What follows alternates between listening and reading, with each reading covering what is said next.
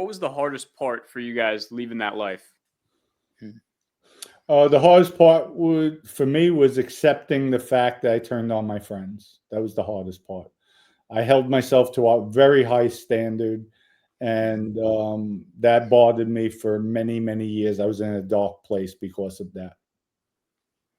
Until finally, maybe about 5-6 years it had taken for me to basically accept the fact what I did and make good with it internally.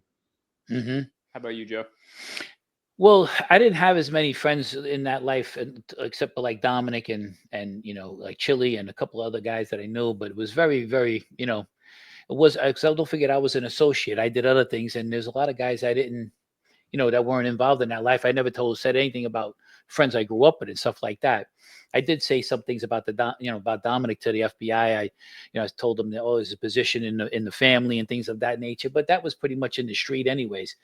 But that hurt me too. Matter of fact, when I went to go visit Dominic, they says, don't tell anybody you cooperated. And I almost it was on the tip of my tongue to say something to Dominic, because when Dominic saw me face to face, and he didn't have to do this. Am I right, Dominic? I mean, right. He sent for me and he says, I want to see him. And I said, he wants to see me. And I wasn't surprised at it, but his cousin Matthew said to me, may he rest in peace too. He said he wants to talk to you. So I went up there and I seen him, and Dominic explained everything to me for the time that we had for the visit. And to be honest with you, I was overwhelmed.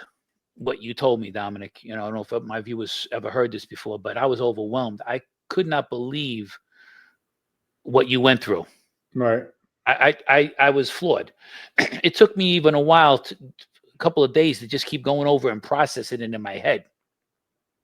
I couldn't believe it, what they did to you, and no, look, we're not condoning anything. And Dominic will tell you too, we don't condone stuff. We don't, but Dominic was so loyal to the people out there, and Vinny, everybody like that, and even to me. And I was the associate, but even to me, and it's just to do that kind of, it's very hard. It takes, look at me. I had half of my hair got white just from doing all of this stuff. You know what I mean? And then living that kind of life, that dual life, especially for me, he was on at least the good side. I was on the bad side, but it's tough.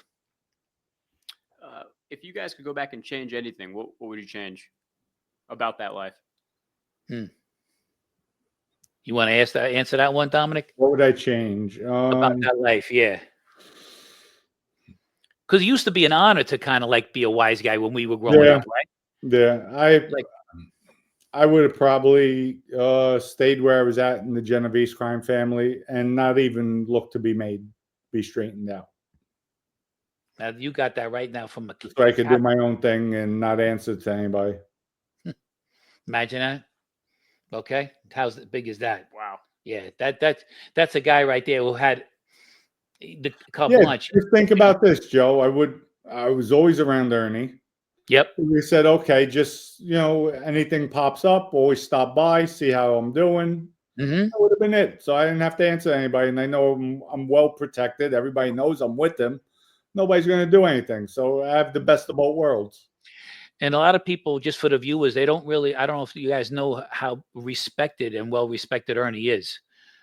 Here's a guy who could use his hands. You know better than me, Dominic. You were around him longer than I was. Matter of fact, your dad told me a story. May your father rest in peace too. He told me a story about Ernie knocked the guy out in the bar, and they were taking bets on how long the guy was going to pass out. They said he just never got up, the guy. It was like pretty funny. That's how good of a punch he had. No, he's good with his hands. He was not somebody to fool around with either.